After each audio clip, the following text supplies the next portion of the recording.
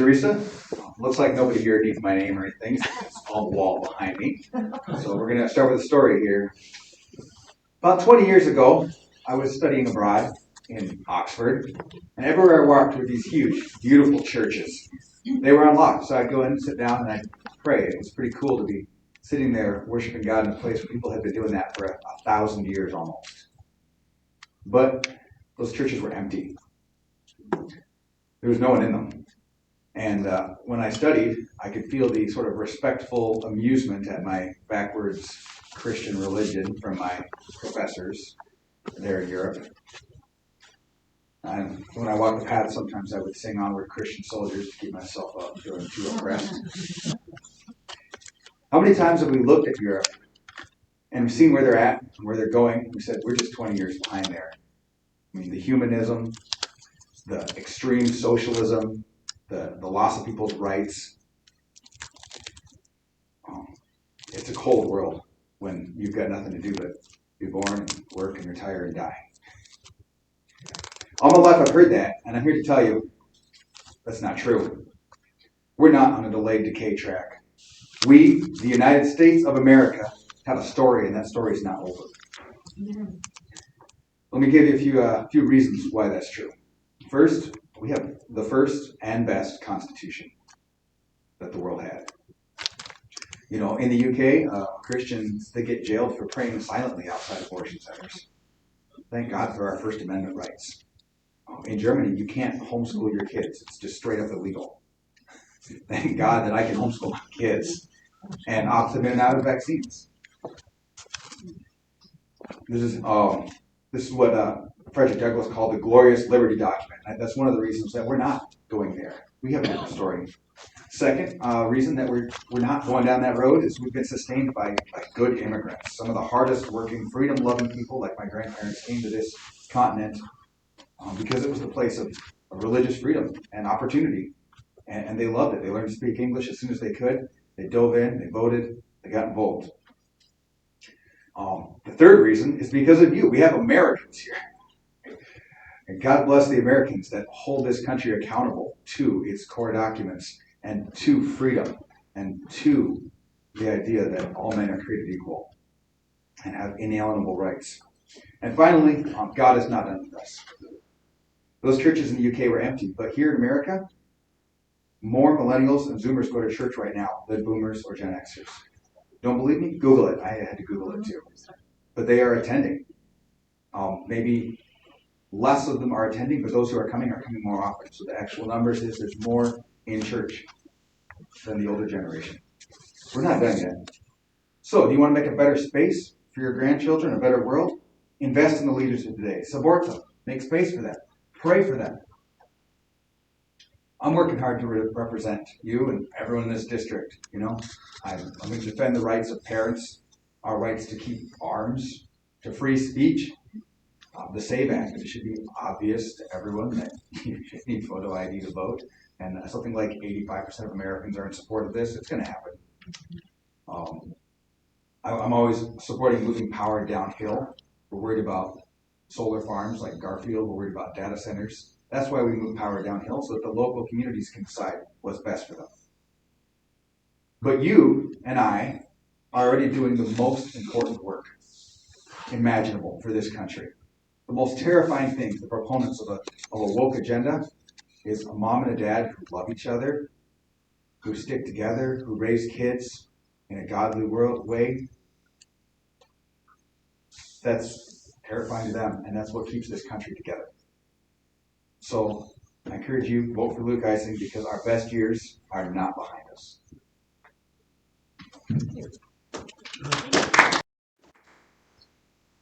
Now I'm in the hot seat. Let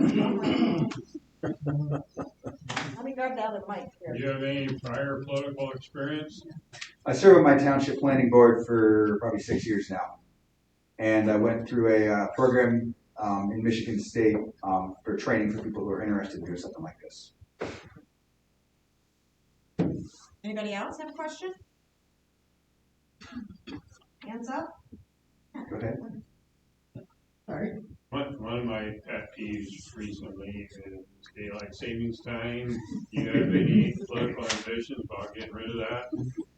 I'd say something a lot of Americans could agree on would be daylight savings time and telemarketers.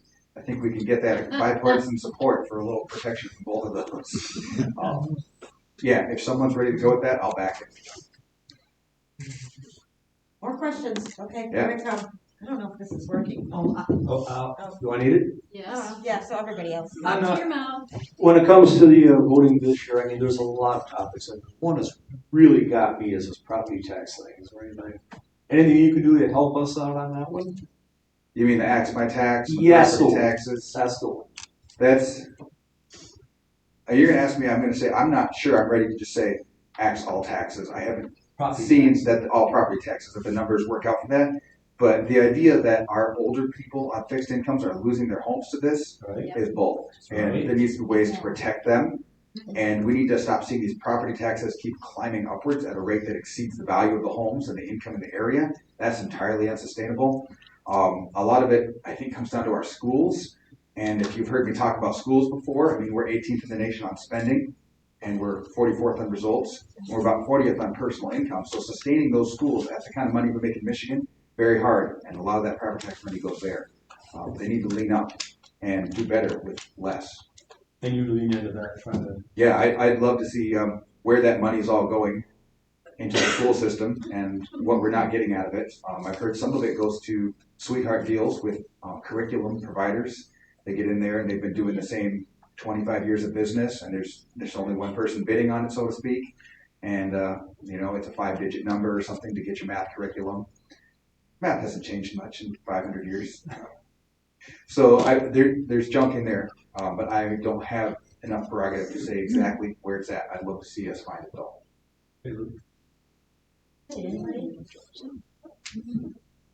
Anybody more questions? What was your big reason that that made you say yes to this? Because you've talked about running before, right? Yeah. What made you say yes right now?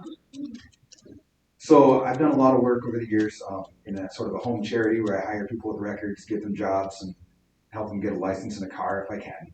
That's my ministry. And I've got involved in some charities like in Newaygo and so forth. I served on a board. And eventually I kind of came away saying, well, this is good work. This is God's work. But if there aren't jobs out there for people, it's just a Band-Aid on a running wound. And why is Michigan doing so poorly? And that is one of the big reasons that really got me involved in saying, what's happening in Michigan? And the closer I looked into it, when 25 years ago, we were 16th in the nation on per capita income. Now we're 40th. Okay, all that money went somewhere, and I don't want to be fighting with, like Mississippi for the bottom of the income barrel. And then the other one is just that I really love my country, and I've been really impacted by a lot of the leaders who've gone before us. And I'm never going to be able to do what some of the people I've read about did for this country, but I want to do my part to carry on this wonderful thing we have and make sure it's here for my kids and grandkids. Hands up if Another anybody's one. got a question. Okay, yeah. All right, I'm a farmer, and I guess I'm interested in what you think about these consistent hikes in minimum wage. Because labor is our biggest cost in the vegetable industry, and it's slowly put me out of business. Yeah, you cannot indefinitely raise the minimum wage and expect better results. I'm sorry that you're unable to find enough workers to make a profit, and I think that's the story of a lot of farmers here in Michigan. We're not doing a great job supporting our farmers. We're selling out their land to developers and solar farmers, and we're making it not very competitive. I don't have any quick fixes for farming. I'm a farmer, and I farm less now than I used to because I also can't make much money doing it. I think a lot of those questions take place at federal level, but regarding minimum wage, I'd rather see an industry that pays a good wage and isn't forced to and is profitable. And I'm not going to support pushing that up like California did to $20 or anything. That's crazy. We can't do that here. What are we at now? 15? No.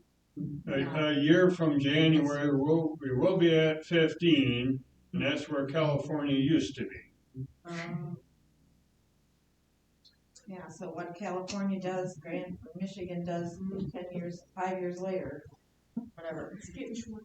Yeah, it's getting shorter. Okay, more questions. We're looking at questions. We need to ask him what he thinks. Anybody? Yeah. Yes. What about, like, I don't agree with the government backing any particular company. So like that whole, and now I can't even think of the acronym, but the Michigan Strategic Fund, the ones that gave the money to Goshen. The right place? Well, not so much the right place, because Solar. they were in the middle, but The Michigan solar. Strategic All of Fund. Yeah, those- let's talk about that for just a second. Yeah, Okay. I think the state should, like, if you make it good for the whole that would be regulation. wonderful if we could live in like an Austrian or Friedman economics kind of situation where it was truly just a free for all. Unfortunately, we don't live in that world, and if we don't choose to back some businesses, the other states are going to back them. We'll end up with no businesses. So we do have to choose to back some businesses to move Michigan forward. And it's a race to the bottom, and you can lose in a hurry, but we do have to support some, and we have some funds for that, and good things have come out of it. However, if you take a look, if you go online and look up the Plan for Michigan Economic Prosperity, according to Gretchen Whitmer, you're going to find a document. And if you go to the Mackinac Center for Policy, you're going to find a very different document, a different plan. I'm with Mackinac, okay? They said, why are businesses leaving Michigan? Well, we have some of the worst roads in the country. We have some of the most unreliable and expensive electricity in the country. We've got a pretty uneducated workforce, education system I was just talking about. And a lot of the places, they can't find people to hire in many cases because there's not housing for those people. I talked to a lot of businesses in Cadillac, and they said, well, I'd hire more people, but we don't have housing for them that anybody can afford. And the contractors I talked to, they're all building custom homes, not spec homes, because the red tape is so high that it's more affordable. They make better money building rich people houses than houses for working class people. Too much red tape makes problems like this. Crummy roads. So the Mackinac Center said, look, if we can fix these infrastructure problems, then maybe some of these businesses are going to start coming back. And we're still going to be giving some money to ones we do. But the problem especially is that the Democrats not only skipped over a lot of the infrastructure, but they gave the money to some pet projects that were not appreciated or very lucrative. And those, and we all got stuck with the bill. And we're going to be paying that bill for a while, especially if you see what happened with Goshen. The attorney bills, someone's going to pay them, and at the end of the day, it's us. So hopefully if we get some Republicans making some of these calls, they're going to attract businesses that want to be in Michigan, that Michigan wants to have, that are going to bring jobs for people. Not just like, hey, more solar, which I'm not against solar, but local control again. Yeah. Do you think the high corporate taxes here in Michigan have anything to do with corporations not wanting to be here? The hike in taxes? Yeah. No, he said high corporate. High corporate taxes, yes, that's at the top of the list. We have, if you look at the Michigan state budget and the Michigan economy from like Rick Snyder versus today, yeah, we drove a lot of businesses out, and the high corporate taxes are part of that. And high fuel prices, so trucking firms are going to have a hard time. Once again, a lot of that's international and federal, a lot of our fuel prices. There's some real wisdom in it. Since we're talking economics, everyone wants to know, hey, how are we getting this money? Where's the taxes? Look, the money's always going to come from somewhere. And this really smart guy named Milton Friedman said, don't look at where the money's coming from. He said, look at how much we're spending. That's how much that is. If it doesn't come in the form of taxes from property or income, it's going to be inflation because they're going to print money. Look at what we're spending. Figure out how to cut that. And I'd love to see us spend a little less. Okay, I got a question. Yeah. One of my biggest pet peeves is that when so you're running for a House of Representative, which is the purse for the state of Michigan, just like it is for the federal government. The House has the purse. When they decide that they need to put more taxes on someone for, raising money for whatever, the roads or whatever, they pick certain I don't know what the word is, certain industries or certain types of people. So, okay, I'll give you an example. They want to raise money for the roads. So they went out and they put a tax on marijuana. Okay, so the wholesale end of it, I believe. And so that's putting a tax on a certain segment of the population of Michigan. If they had gone to the people of Michigan and said, look, we got to raise the sales tax from 6% to 6.25%, people would complain. And they can't have that because too many people would fight it. So instead, they target a small sector of the population where they don't have a voice to argue it or fight it. So same thing, alcohol tax, tobacco tax, marijuana tax, you name it tax. They have a tax for every single thing that, services tax. It's just, do you travel?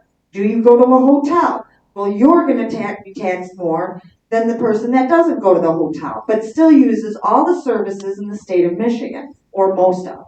So what is your feeling or belief when it comes to, making it more of a fair tax on all Michiganders versus a segmented selection of people in Michigan?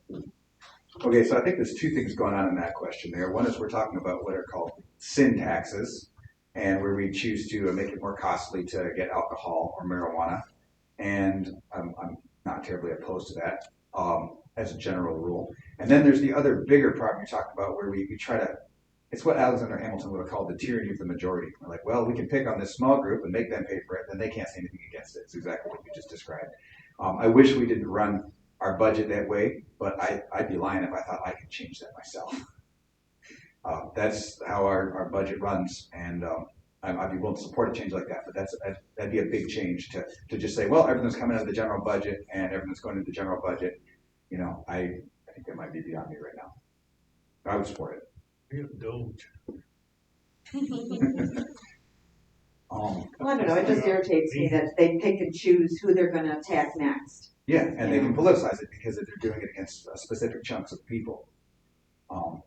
I did want to talk for a minute as well about a place that could use a little doging, and it's happening at the federal level, and I'm pretty excited about. So as someone who is a farmer, sells directly to customers, and works a lot with lower income people, the reforms that hopefully come through for SNAP, I'm there.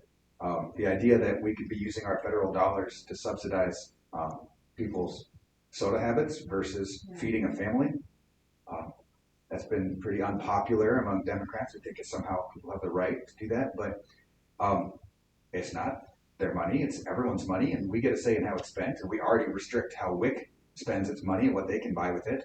Why not SNAP? It's called Nutritional Assistance Program, not Buy More Soda Program. And so I'm really hoping that this comes through, and if it doesn't, some nearby states have actually found a way around this where they've required stores to only accept it. So they can't stop SNAP money from being distributed with any restrictions, but they can take the licenses away from stores that accept it, not according to certain guidelines. And I think they did that maybe very nearby, Illinois maybe or something. And I thought it was pretty cool. I'll back that. So if it doesn't come through federally, I'd love to see us put those restrictions on SNAP and get it used for healthier food. And hopefully Michigan-grown food, so we get a little circularity in our economy. Hey, anybody else? Questions? Anybody? All right. Guess we're all set. Thank you very, very, very, very much.